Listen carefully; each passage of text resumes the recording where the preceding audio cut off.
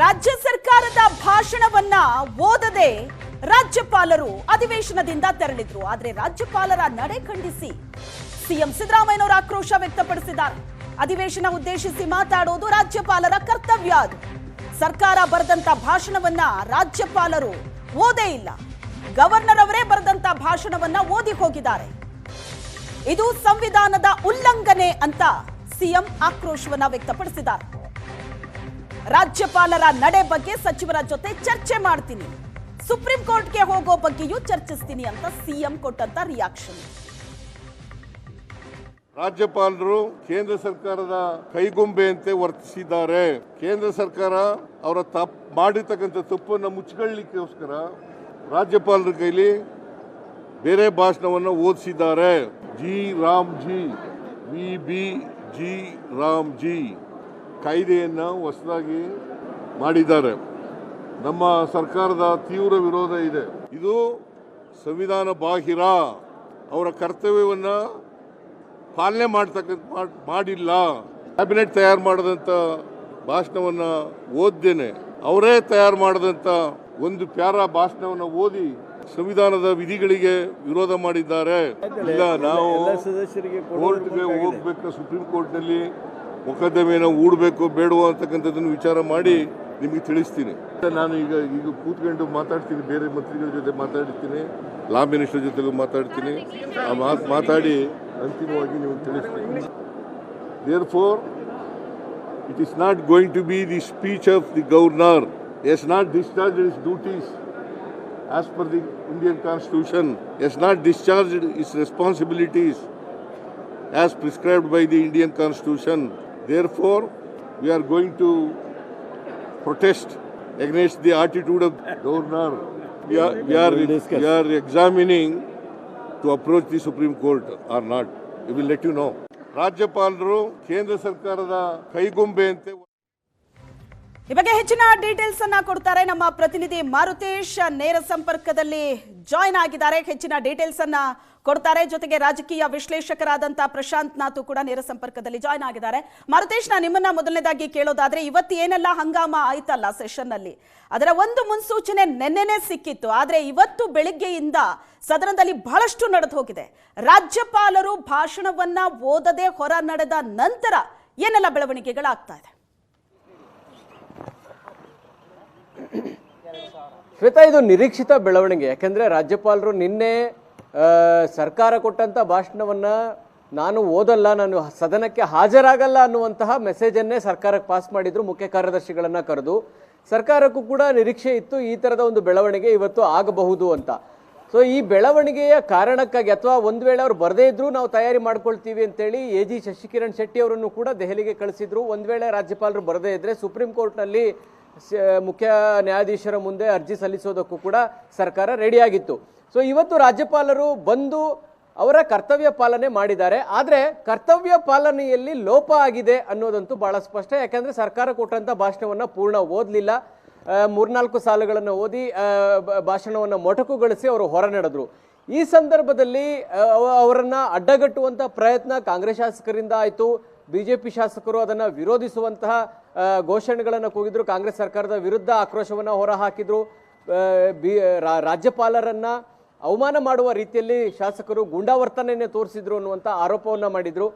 ಈಗ ಇದರ ಮುಂದುವರಿದ ಭಾಗವಾಗಿ ಸರ್ಕಾರ ಈ ಬೆಳವಣಿಗೆಯನ್ನು ರಾಜಕೀಯ ಕಾರಣಗಳಿಂದಾಗಿ ಅಥವಾ ರಾಜಕೀಯ ಕಾರಣಗಳಿಗಾಗಿ ವಿರೋಧಿಸುತ್ತೋ, ಅಥವಾ ಸಾಂವಿಧಾನಿಕವಾಗಿ ಇರ್ತಕ್ಕಂತಹ ಸಮಸ್ಯೆಗಳ ಕಾರಣಕ್ಕಾಗಿ ರಾಜ್ಯಪಾಲರ ನಡವಳಿಕೆಯನ್ನು ವಿರೋಧಿಸಿ ಏನಾದರೂ ಸುಪ್ರೀಂ ಕೋರ್ಟ್ ಮೊರೆ ಹೋಗ್ತಾರಾ?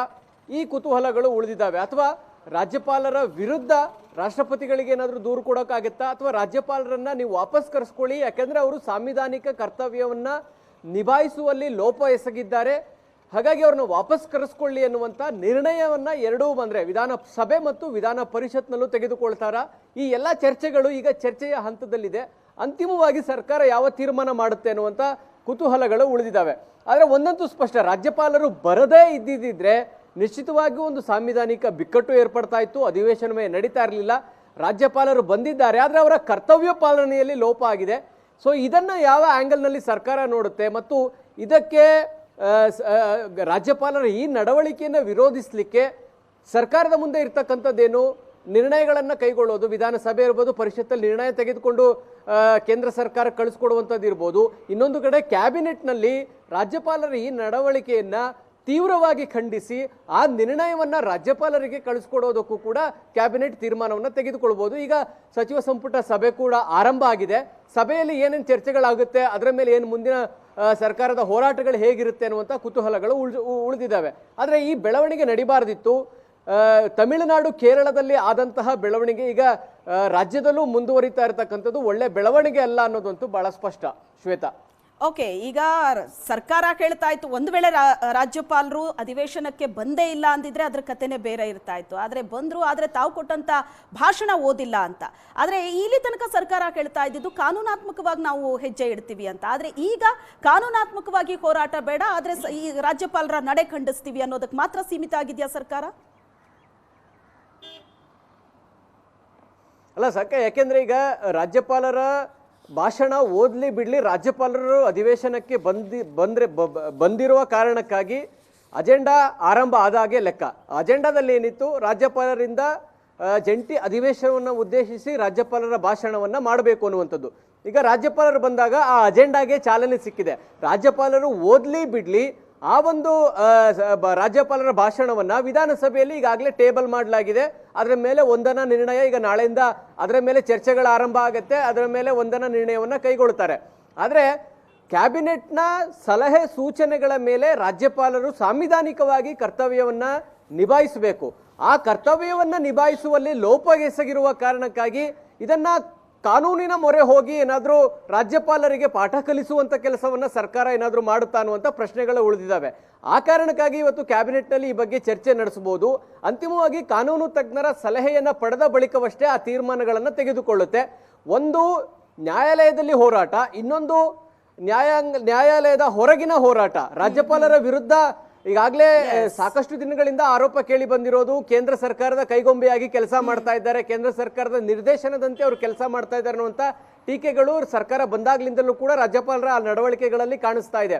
ಅದು ಮೂಢ ವಿಚಾರಕ್ಕೆ ಇರ್ಬೋದು, ಮತ್ತು ಕೆಲ ಬಿಲ್ಗಳನ್ನ ವಾಪಸ್ ಕಳಿಸಿದಿರ್ಬೋದು, ಕೆಲ ಬಿಲ್ಗಳನ್ನ ರಾಷ್ಟ್ರಪತಿಗಳಿಗೆ ಕಳಿಸಿದಿರ್ಬೋದು, ಕೆಲ ಬಿಲ್ಗಳನ್ನ ಇದು ಸರಿಯಲ್ಲ ಅಂತೇಳಿ ಕಟುವಾಗಿ ಟೀಕಿಸಿ ಸರ್ಕಾರಕ್ಕೆ ವಾಪಸ್ ಕಳಿಸಿರೋದಿರ್ಬೋದು.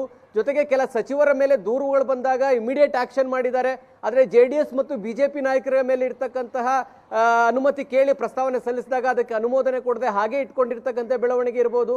ಈ ಎಲ್ಲಾ ಬೆಳವಣಿಗೆಗಳಿಂದ ರಾಜ್ಯಪಾಲರು ಕೇಂದ್ರ ಸರ್ಕಾರದ ಕೈಗೊಂಬೆ ರೀತಿ ಕೆಲಸ ಮಾಡ್ತಾ ಇದ್ದಾರೆ ಅನ್ನುವಂಥ ಆರೋಪ ಅವರ ಮೇಲೆ ಈಗಾಗಲೇ ಹೊರಿಸಲಾಗಿದೆ. ಈಗ ಅದಕ್ಕೆ ಇನ್ನೊಂದು ಸೇರ್ಪಡೆ ಆಗೋ ಮೂಲಕ ಕಾಂಗ್ರೆಸ್ ಇದನ್ನ ರಾಜಕಾರಣದ ದೃಷ್ಟಿಯಿಂದ ಬಹಳ ದೊಡ್ಡ ಮಟ್ಟಕ್ಕೆ ತೆಗೆದುಕೊಂಡು ಹೋಗೋದಕ್ಕೆ ಒಂದು ಒಳ್ಳೆ ಅವಕಾಶವನ್ನ ರಾಜ್ಯಪಾಲರೇ ಮಾಡಿಕೊಟ್ಟಂಗೆ ಕಾಣಿಸ್ತಾ ಇದೆ. ಶ್ವೇತಾ, ಓಕೆ ಮಾರುತೇಶ್. ಇನ್ನು ಪ್ರಶಾಂತ್,